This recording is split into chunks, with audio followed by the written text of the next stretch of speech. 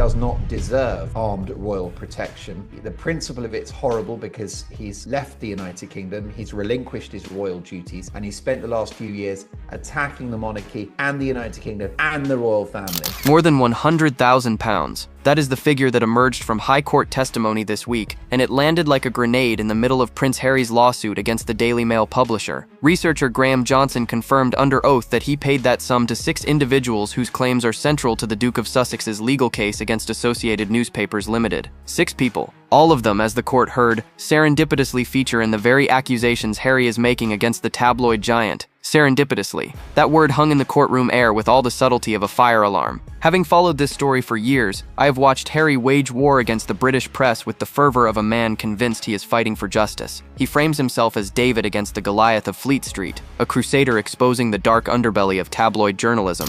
The king does not want to be involved in this. It's legal jeopardy. And also, of course, the king simply doesn't. He's simply too exhausted to have time or energy to deal with the ongoing sagas surrounding Prince Harry. But this week, the courtroom revelations painted a very different picture. When your key witnesses have been paid large sums by a researcher working in your corner, the question stops being about what the newspapers did. The question becomes whether the evidence against them has been purchased rather than discovered. The stakes here are enormous, and they extend far beyond Harry's personal grievances. This is a man who walked away from his family, his country, and his duty to pursue what he calls accountability. He has staked his entire post-royal identity on being the truth teller, the one who will drag media corruption into the light. If the foundation of his legal case crumbles under the weight of paid testimony, everything he has sacrificed looks not like principle but like petulance. The High Court proceedings are ongoing, and what emerges next could determine whether Harry's crusade has any legitimacy left at all. Let me walk you through exactly who received money and why it matters so much to the integrity of this case. The largest payment went to Gavin Burrows, a private detective who pocketed £75,000. Burrows is not some peripheral figure in this legal drama. He is the man who made the most explosive claims about phone hacking, landline tapping, and bugging.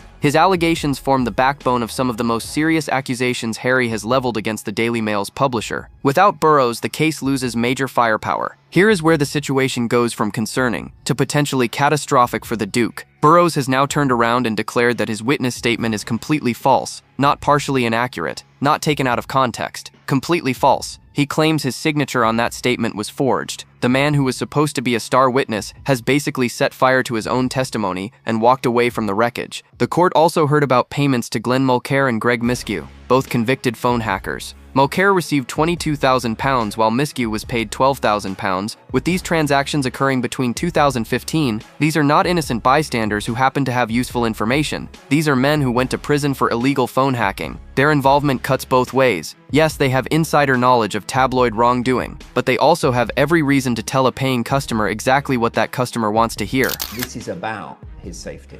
I don't think that is what this battle with the UK government and the Home Office, I think it's about his ego. Steve Whittemore rounds out the rogues gallery of paid sources. He was convicted of breaching information laws back in 2005, yet Harry's side apparently thought it wise to pay him £5,000 in 2021. Daniel Portley, a US-based private investigator, received £6,000 for work on a book plus additional funds for his archive. Christine Hart, another private investigator, also collected £5,000 from Johnson. The pattern is unmistakable. Person after person with questionable backgrounds received large payments, and person after person now features prominently in the legal case against Associated Newspapers Limited. From what I have seen, this is not what building a legitimate legal case looks like. This looks like assembling a team of paid consultants, whose job is to deliver damaging claims on demand. The question every observer must now ask is straightforward. When you pay someone £75,000 and then their testimony appears in your lawsuit, are you getting the truth, or are you getting what you paid for? The answer to that question lies in following the money, and the trail leads to some unexpected places. Most of the funding for these payments came from Max Mosley, the deceased multi-millionaire privacy campaigner who spent his final years crusading against tabloid intrusion. Mosley had his own reasons to despise the British press after they exposed aspects of his personal life he would have preferred to keep hidden. His fortune continued supporting anti-tabloid efforts even after his death, with payments flowing through a company linked to his estate. The man may be gone, but his money kept working against newspapers he loathed. And I think that's actually what the armed cops is about.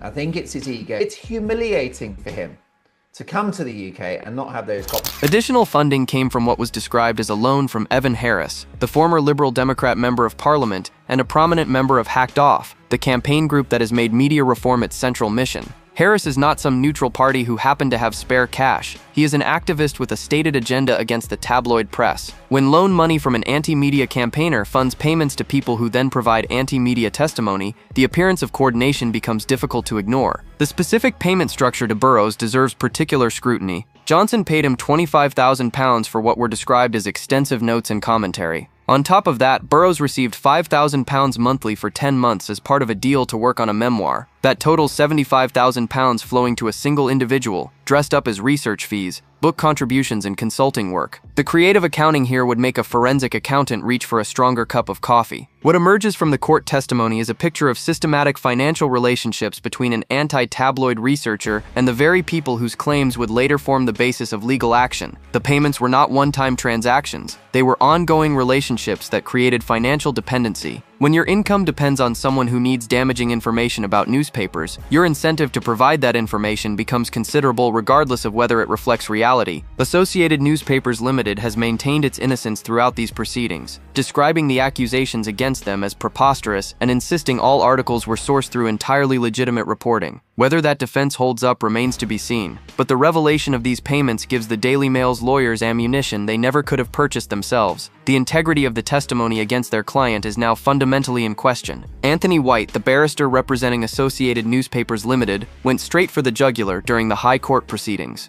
White put it to Johnson that there existed a pattern of payments or promises of payments to people to provide evidence that can be used against Associated on newspapers more generally. This was not a casual observation, it was an accusation of systematic corruption of the evidence-gathering process. White suggested it was part of Johnson's modus operandi to investigate unlawful information gathering by making payments to people who could provide potentially helpful evidence. The core problem White identified strikes at the heart of how legitimate investigations work. When you pay sources, you introduce bias into the information you receive. Someone receiving regular checks has every incentive to keep those checks coming. The way to keep the money flowing is to keep providing useful information. Whether that information is accurate becomes almost secondary to whether it is valuable to the person writing the checks. Johnson was confronted with his own email showing he tried to persuade Mulcair to raise his game. Think about what that phrase reveals. Raise his game. This is not the language of someone passively receiving whatever information a source provides. This is the language of someone pushing for more, encouraging a source to deliver bigger and better material. It suggests active manipulation of the evidence-gathering process rather than neutral documentation of facts. The testimony purchased under various pretexts now forms the backbone of Harry's legal argument against the Daily Mail publisher. That connection is what makes these revelations so devastating. It is one thing for a researcher to pay sources for background information that shapes journalistic investigation. It is quite another for paid-for material to end up as evidence in active litigation. The line between research and witness tampering starts to blur in uncomfortable ways. Having watched this unfold,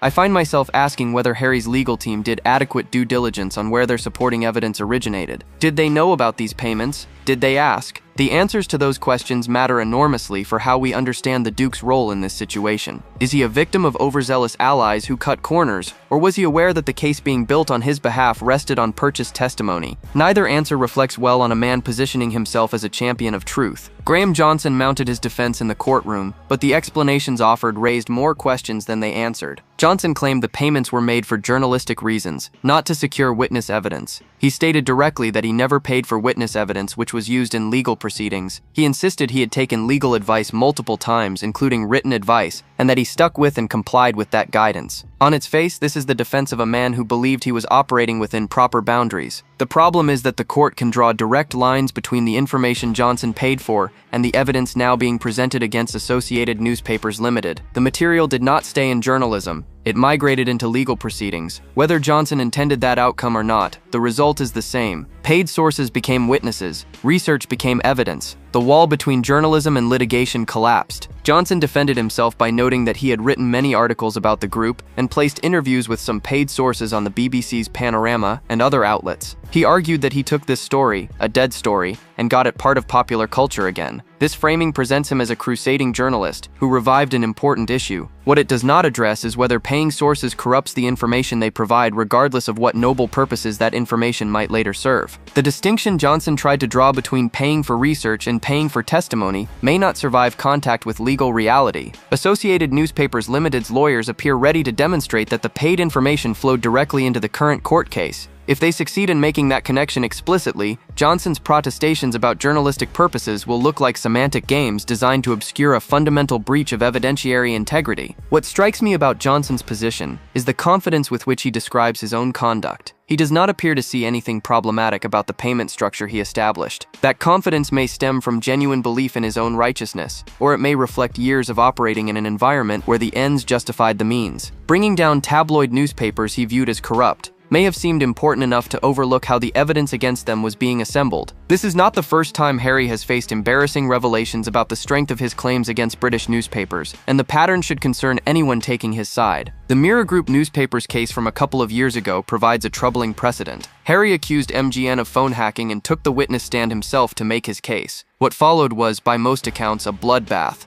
The MGN barrister systematically dismantled Harry's claims by showing that information he insisted could only have come from phone hacking was actually reported by other newspapers days earlier. In some instances, the information traced back to Harry's own statements to the Associated Press. Time after time, the Duke would insist that a particular piece of information in a tabloid story could only have been obtained through illegal means. Time after time, the defense produced evidence showing legitimate sources for that same information. Harry's certainty crumbled under cross-examination. His conviction that he had been uniquely victimized met the cold reality of documented public records proving otherwise. The pattern that emerged from the MGN case is one of assumption dressed up as knowledge. Harry believed he was hacked. He felt violated by tabloid coverage. But believing something and proving something are different exercises entirely. His emotional certainty about wrongdoing did not translate into evidentiary certainty about specific illegal acts against him specifically. Now we see a similar active potentially unfolding in the Daily Mail case. Harry has absolute conviction that he was wronged. His legal team assembled what they believed was damaging evidence, but the foundation of that evidence is cracking. Burroughs claims his statement was forged and false. Johnson admits to paying sources large sums. The case that seemed solid on the surface reveals termite damage underneath. From what I have observed across both legal battles, Harry displays a consistent tendency to conflate his general grievance against tabloid journalism with specific provable claims against particular publications. He knows the tabloids treated him badly,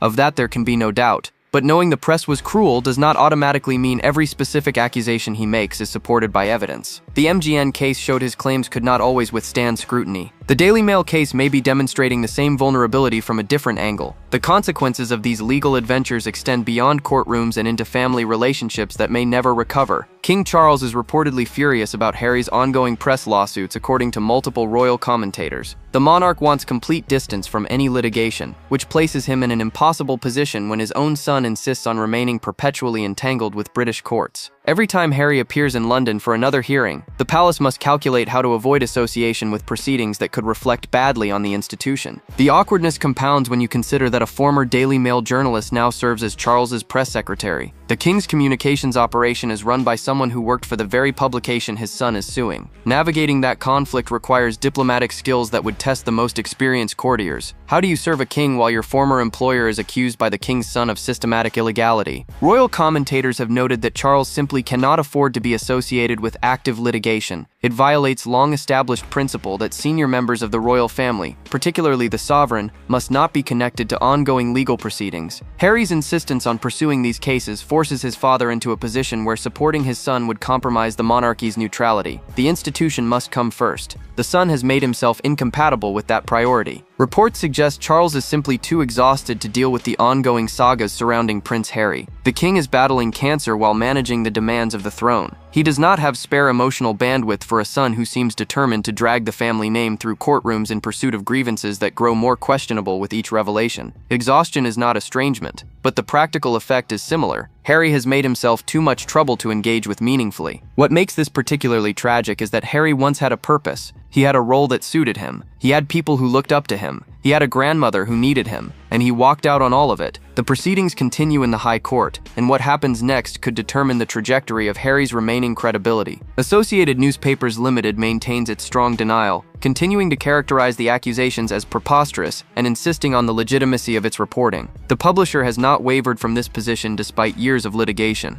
If anything, the revelations about paid sources have strengthened their hand. They can now argue that the case against them was constructed rather than discovered. assembled by people with financial incentives rather than uncovered by disinterested investigation. The forged signature claim from Burroughs could prove nuclear if substantiated. A key witness saying his statement is completely false and his signature was forged does not leave much room for interpretation. Either Burroughs is lying now to escape consequences, or someone involved in building this case committed fraud. Neither option reflects well on the legal effort Harry has championed. The trial continues with Associated Newspapers lawyers expected to directly connect paid research to evidence currently before the court. If they succeed in drawing those lines explicitly, the implications extend beyond this particular case. It would suggest that an entire apparatus of anti-tabloid investigation has been operating on corrupted foundations for years. Stories placed with major outlets like the BBC's Panorama might need re-examination. The broader credibility of claims against tabloid newspapers could suffer. Harry faces a stark reality depending on how these proceedings conclude.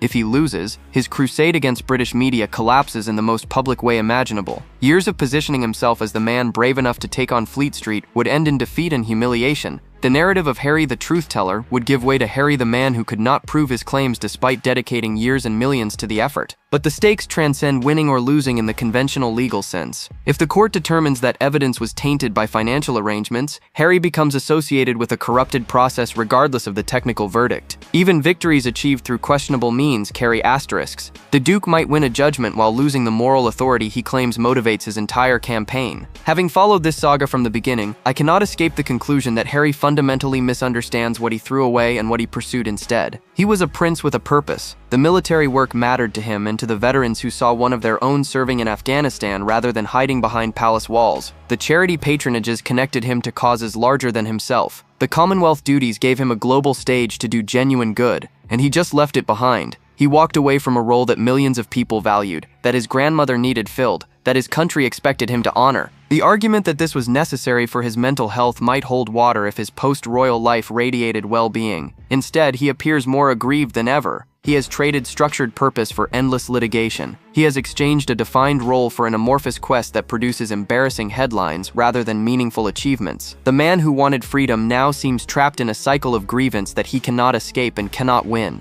What Harry called standing up for himself looks more like abandoning his post with each passing month. Standing up for yourself does not typically mean suing newspapers for years while your evidence base crumbles. It does not mean alienating your entire family over grievances that legal proceedings cannot satisfactorily resolve. It does not mean leaving your aging, ailing father to manage institutional crises while you chase vindication in courtrooms. The military work is gone. The charity patronages belong to others now. The Commonwealth duties carry on without him. His grandmother died without the relationship she deserved with her grandson in her final years. Everything meaningful about his previous existence has evaporated, and what replaced it appears to be litigation built on questionable foundations, and a marriage to celebrity culture that produces jam brands and Netflix specials rather than lasting impact. I want to hear your take on where this goes from here. Comment below and hit subscribe if you have not already.